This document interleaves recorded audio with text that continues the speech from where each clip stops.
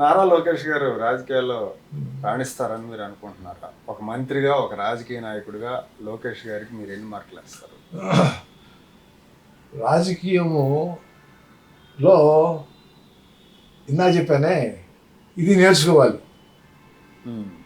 ఏది ఒక మంచి చేయటము, ఒక చెడు చేయటము, ఈ రెండింటిని బ్యాలెన్స్ చేసుకుంటా వెళ్ళాలి అండి.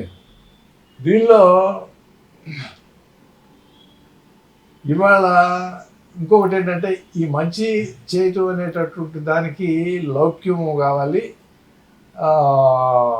రెండు, ఒకటి మీడియా సపోర్టు, రెండోదేమో మన సొంత వాయిస్. సోషల్ మీడియా ఉంది కదా, లేకపోతే టీవీలో ఉన్నది.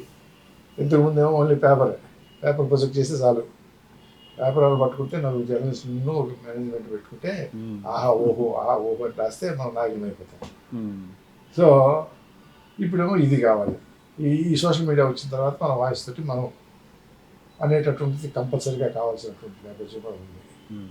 సో ఈ దీంట్లో గతంలో ఉన్నటువంటి స్థాయి నుంచి చాలా ముందుకు వచ్చినట్టుగా నాకు అనిపిస్తుంది ఈ మధ్యకాలంలో. లోకేష్ అనేటువంటి వ్యక్తి